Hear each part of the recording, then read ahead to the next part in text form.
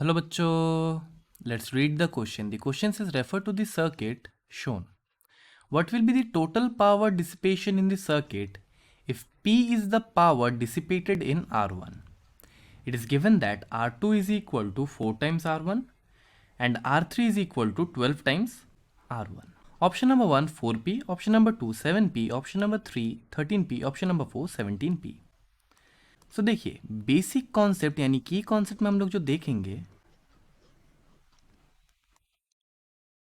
That is about power which is noted by P.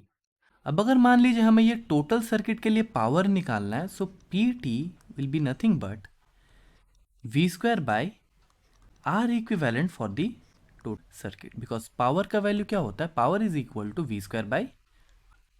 सो हमें क्या find करना होगा, हमें पहले आर इक्विवेलेंट फाइंड करना होगा, लेकिन उसके पहले देखते हैं हमें गिवन क्या है. So we are given that power for the R1 ohm resistor that is equals to, यहाँ से देखिए क्या गिवन है, that is given to be P. So it is equal to P and that is nothing but I square R, because ये तो एक value हो जाता है पावर, टोटल पावर का क्या होता है V square by R equivalent. One more we can write it to be, देखिए वी के जगह हम लोग क्या लिख सकते हैं, वी इज इक्वल टू होता है आई आर, तो यहाँ से हम लोग अगर लिख दे आई आर का होल स्क्वायर और आर के जगह हम लोग क्या लिखेंगे आर इक्विवेलेंट. सो इसका होल स्क्वायर अगर हम लोग लिखते हैं डिवाइडेड बाई आर इक्विवेलेंट अगर हम लोग लिख दे तो यहाँ हमें क्या मिल जाएगा, देखिए आई स्क्वायर आर इक्विवेलेंट का square divided by R equivalent.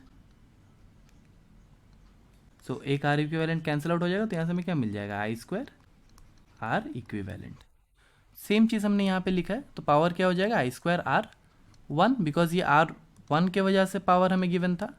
सो देखिए यहाँ से हमें जो मिलेगा P is equal to I square R. Now the second thing that we need to do is we need to calculate the equivalent resistance. अब equivalent resistance हम लोग कैसे फाइंड कर सकते हैं फॉर दिस सर्किट. सो देखिए R equivalent for this circuit will be given by R1 because R1 is in series with R2 which is parallel to R3, मतलब R2 और R3 पैरेलल में है, ये दोनों पैरेलल में, और R1 क्या है सीरीज में है इन दोनों के साथ. सो हम लोग ऐसे लिखेंगे R1 plus R2 parallel to R3. अब देखिए पैरेलल कॉम्बिनेशन के लिए हम लोग कैसे फाइंड कर सकते हैं, देखिए ये तो हम सबको पता होगा कि अगर मान लेते हैं दो रेजिस्टर ऐसे हमारा पैरेलली कनेक्टेड है, ये हम लोग फॉर आर सिंप्लिसिटी R2 और R3 ले लेते हैं ताकि हमें यहाँ पे इजी हो समझने में. सो R2 और यहाँ पे हम लोग R3 ले लेते हैं. सो पैरेलल में क्या होता है 1 by R equivalent is equal to हो जाएगा 1 by R2 plus 1 by R3, और इसी को अगर हम लोग सिंप्लीफाई करें तो आर इक्विवेलेंट हमें मिल जाएगा R2 R3 divided by R2 plus R3.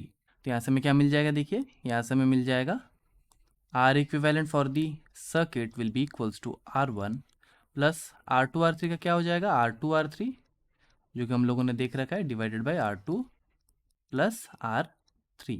अब देखिए क्वेश्चन में हमें गिवन था R2 is equal to 4 times R1 and R3 is equal to 12 times R1.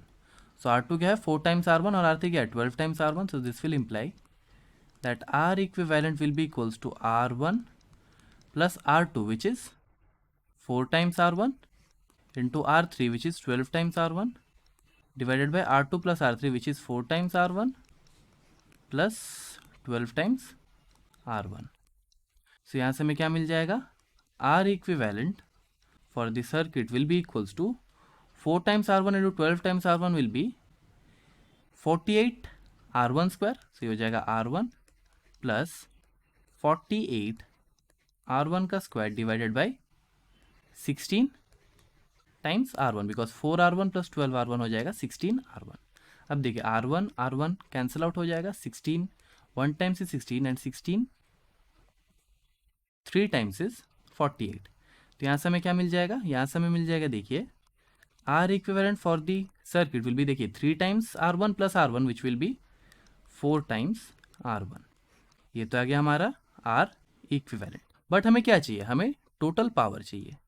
So PT हम लोग कैसे फाइंड करेंगे, so the total power PT that must be equals to I square into R equivalent.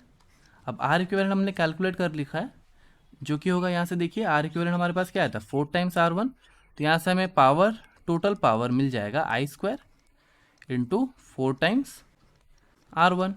So this will imply that the total power will be equals to 4 into I square, ये I square होगा into R1। अब देखिए I square R1 का value यहाँ से देखिए हमें क्या मिला था, I square R1 is nothing but P, तो I square R1 की जगह हम लोग क्या लिखेंगे, P लिखेंगे, तो यहाँ से हमें टोटल पावर मिल जाएगा PT will be equals to 4P। और क्वेश्चन में हमसे यही फाइंड करने बोला था कि total power in this circuit क्या होगा, so this will be our final answer. तो चलिए ऑप्शन चेक करते हैं। If you check the option, the correct option will be option number 1 4P। So correct option क्या हो जाएगा, option number 1। So the final answer to this problem is the total power will be 4P and the correct option will be option 1। I hope the solution is clear to you. Thank you and best of luck.